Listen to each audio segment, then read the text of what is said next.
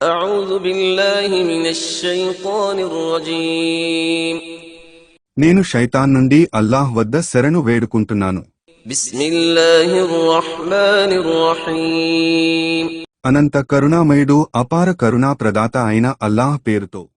قل إن كنتم تحبون الله فاتبعوني يحببكم الله ويغفر لكم ذنوبكم والله غفور رحيم ఓ ప్రవక్త, ఇలా అను, మీకు నిజంగా అల్లాహ్ పట్ల ప్రేమ ఉంటే మీరు నన్ను అనుసరించండి. అప్పుడు అల్లాహ్ మిమ్మల్ని ప్రేమిస్తాడు మరియు మీ పాపాలను క్షమిస్తాడు. మరియు అల్లాహ్ క్షమాశీలుడు, అపార కరుణాప్రదాత. قل أطيعوا الله والرسول فإن تولوا فإن الله لا يحب الكافرين ఇంకా ఇలా అను, అల్లాహ్కు మరియు సందేశహరునికి విధేయులై ఉండండి. వారు కాదంటే నిశ్చయంగా అల్లాహ్ సత్యతిరస్కారులను ప్రేమించడు అని తెలుసుకోవాలి.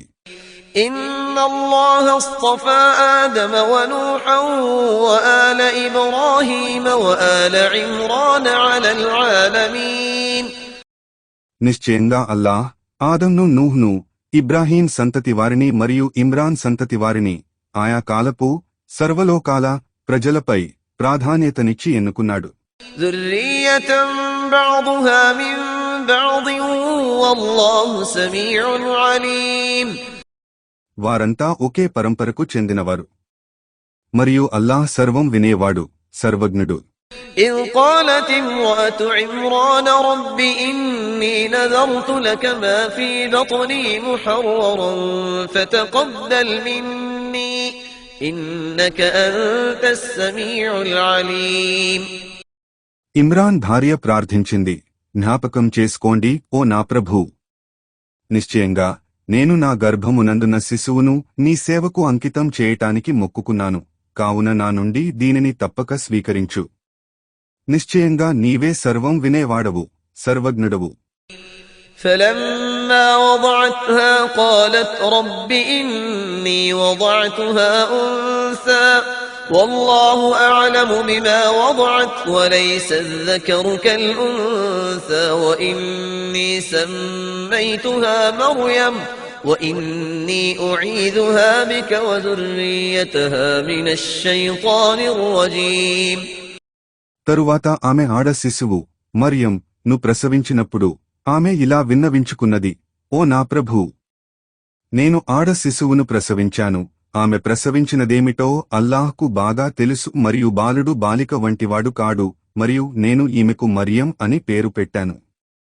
మరియు నేను ఈమెను మరియు ఈమె సంతానాన్ని శపించబడిన, బహిష్కరించబడిన శైతాన్ నుండి రక్షించటానికి నీ శరణు వేడుకుంటున్నాను.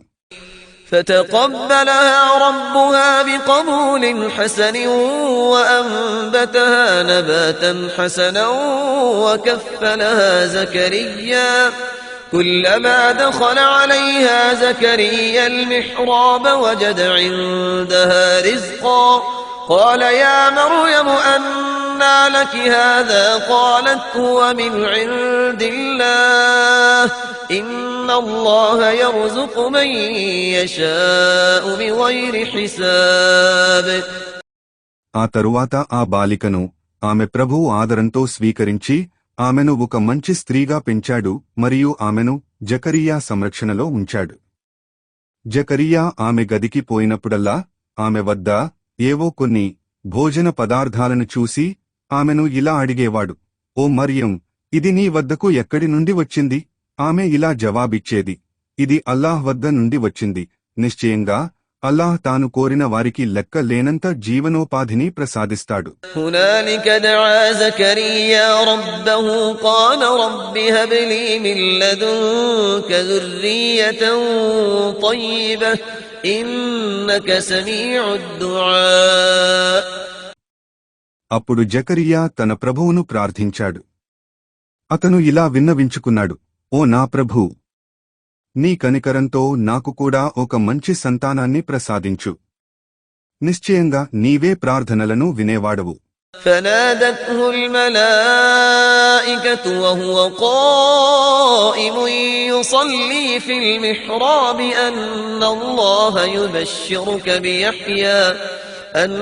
الله يبشرك بيحيى مصدقا بكلمة من الله وسيدا وحصورا ونبيا من الصالحين.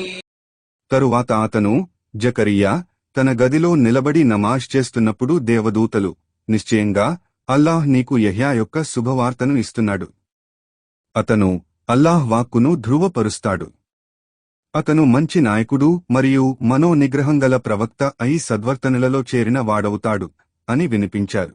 قال رب أنى يكون لي غلام وقد بلغني الكبر وامرأتي عاقر قال كذلك الله يفعل ما يشاء. అతను జకరియా ఇలా అన్నాడు, ఓ నా ప్రభూ, నాకు కుమారుడు ఎలా కలుగుతాడు? నాకు ముసలితనం వచ్చింది మరియు నా భార్యనేమో గొడ్రాలు. ఆయన అన్నాడు, అలాగే జరుగుతుంది. అల్లాహ్ తాను కోరింది చేస్తాడు. జజాకుం అల్లాహ్ ఖైర్.